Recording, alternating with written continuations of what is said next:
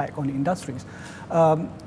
The way forward, I think, is to find business models for the rural sector to come and assist the development in the urban center. So, for instance, payment for ecosystem services should be developed. So, new business model needs to be worked out, and I think we need new ways of thinking to address this. Okay. Yes, in terms of this, I think the GLCs are coming into the rural sector, particularly the food processing industries are being located in the rural sector, and they have this contract farming, so that the farm produce can be given to these companies for processing, and therefore we can prevent the youths going into urban areas, and therefore that in a way that would be able to stop this urban migration. What I understand is that we need to provide better wages and also better working conditions. But if you look at, for example, the palm oil industry, 70% of workers are mainly foreigners.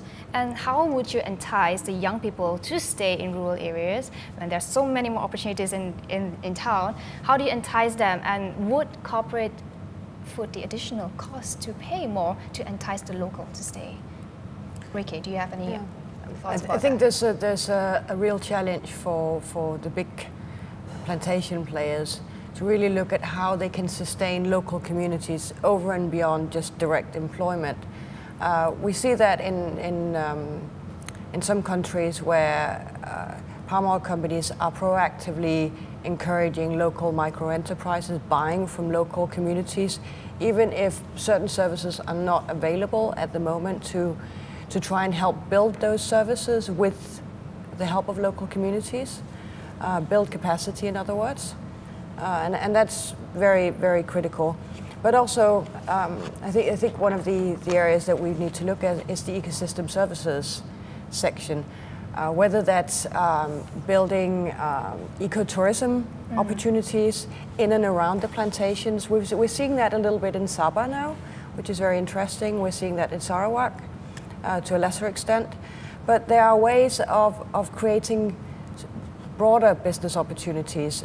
But I think those can only really be successful and environmentally sustainable if they're done in collaboration with the local community. So consultation is absolutely key.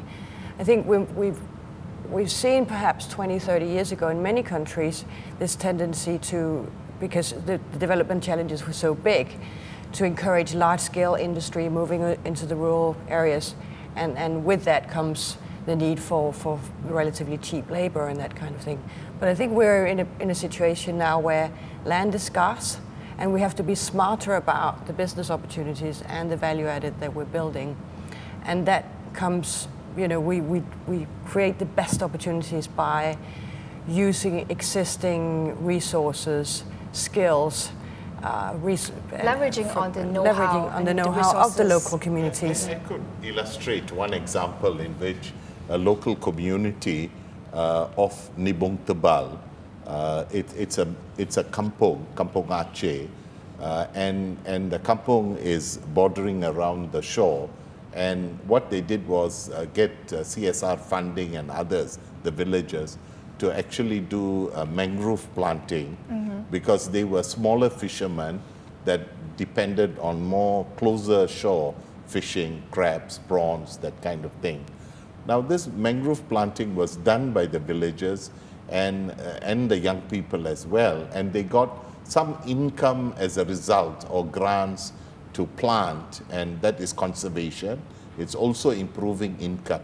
Now in the project that I visited recently, the women are taking, because I never knew all these things, but the villagers were explaining that there are different types of mangrove leaves which then could be converted or done so that it can become tea, and you can do it packing, and you can take the fruits from the mangrove plant and make it into jam.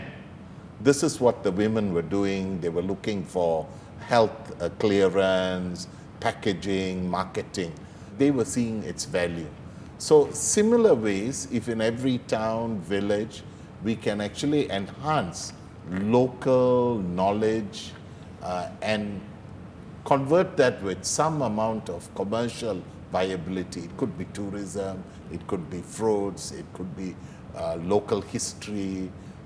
This is something that we could market, but there needs to be a concerted effort to help and some amount of decentralization for them to decide, and the loan structure. Because if a group of women who have never done jam before suddenly want to apply for a small loan to pack jam from mangrove, what market survey have they done? Who's going to give them money?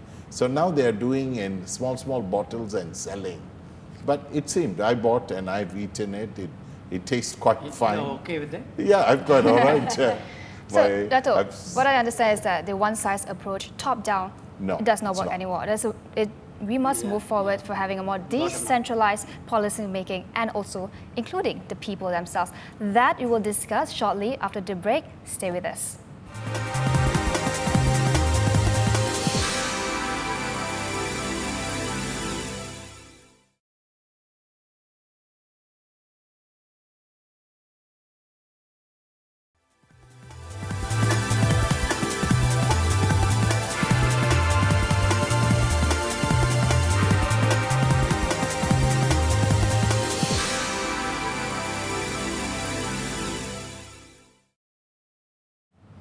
Welcome back to the 9th Merdeka Award Roundtable discussion on bridging the rural-urban divide. And earlier we're talking about how can we leverage upon the natural resources, the heritage, the culture and the know-how of the rural communities and create more job opportunities. Maybe I'd like to start with Hezri.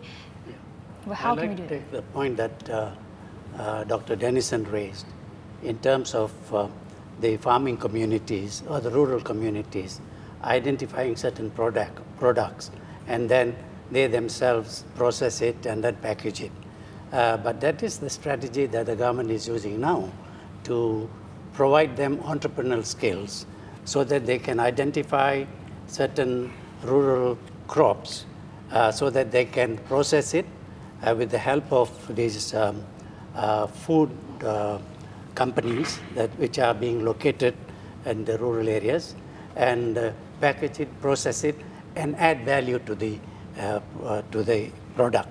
So that is what is happening. Therefore, the income of the rural population will automatically rise, because I remember when I was in the ministry, coconut, before you can just get a coconut, but we started commercializing the coconuts, and the prices of coconuts went up. And now even the price of coconut is, I don't know, 4 ringgit or 5 ringgit per unit. And therefore, you have to package it and, process it and package it, and you add value to it. But that's if we look at the agro base, it's mostly concentrated right now. A large portion is concentrated on palm oil, on rubber plantation, fishing. You're talking about the smaller informal sectors. How do you get the buy-in, for example, from private investors, the corporates? The corporates, I think, is the government itself invites the GLCs to come and establish these food processing industries in the local, in the rural areas. Therefore, I think it's a win-win situation.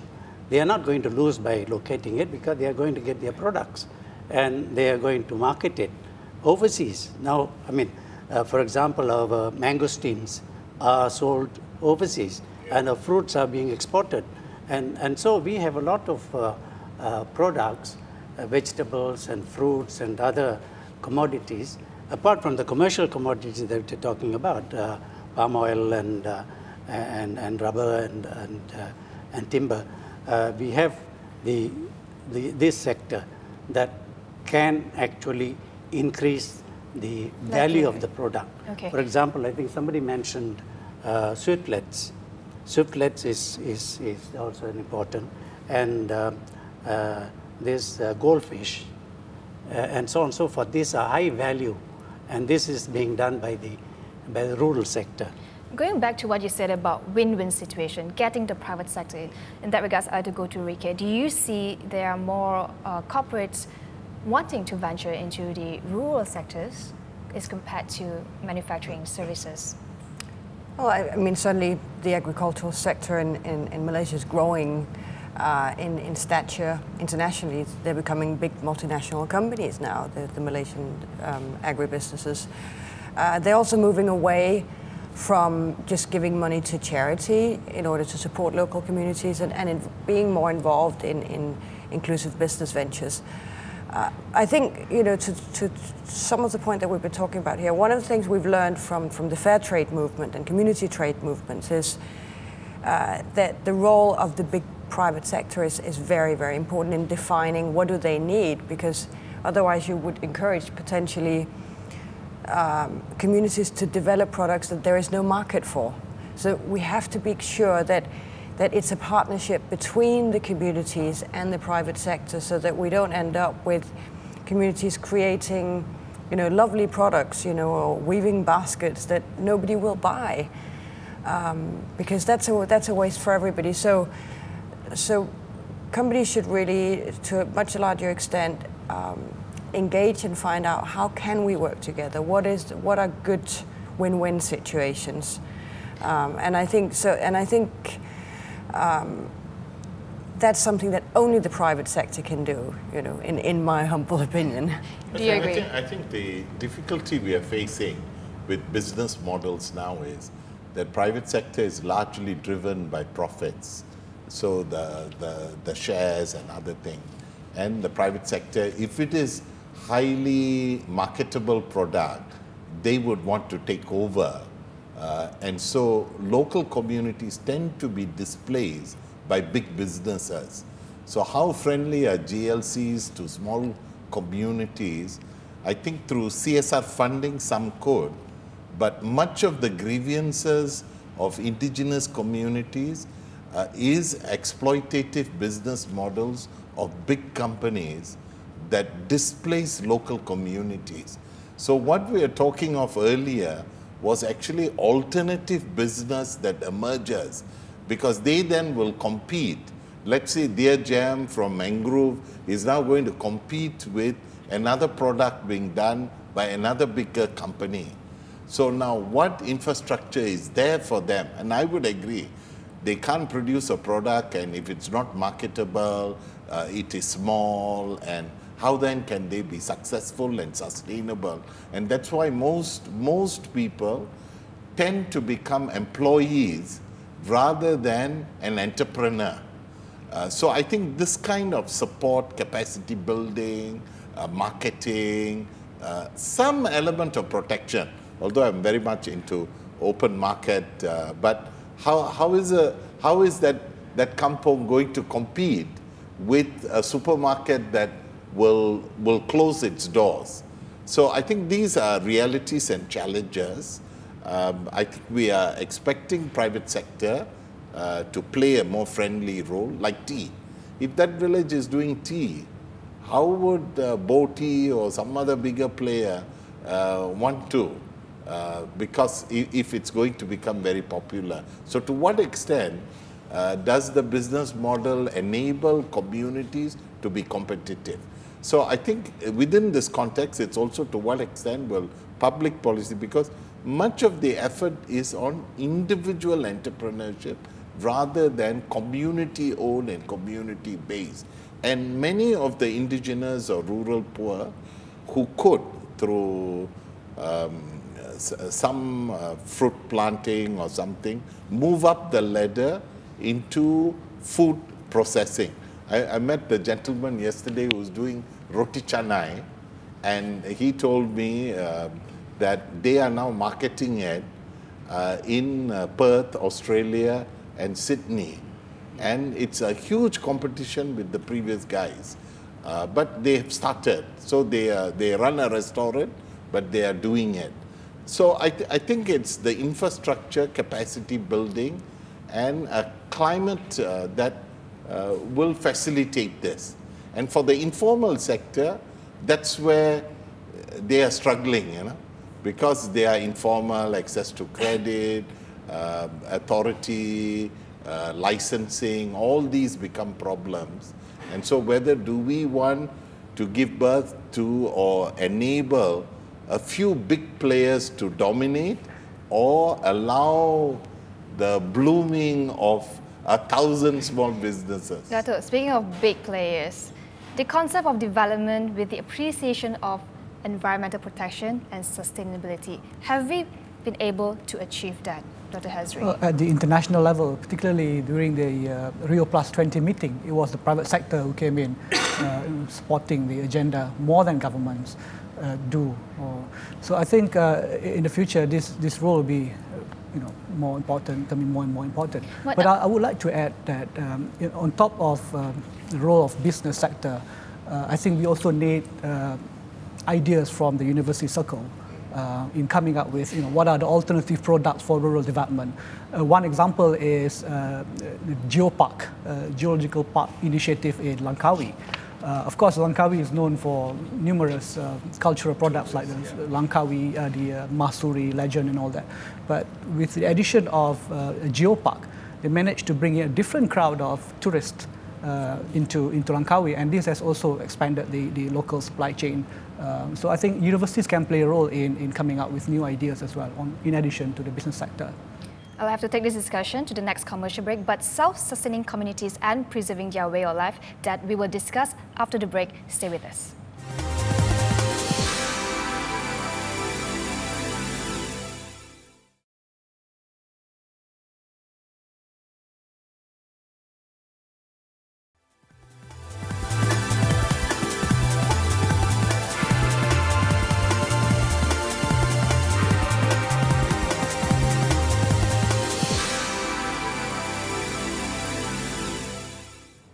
Welcome back to the 9th Merdeka Award Roundtable. Earlier we're talking about the divide, we talked about job opportunities, and now let's talk about sustainability. Can growth go hand in hand with conservation and environment protection? Dr. Hezri, I'd like to start with you. Have you done a good enough job in terms of sustainability? We are working on it, but there used to be a view that development and environment cannot go hand in hand. But I think in the past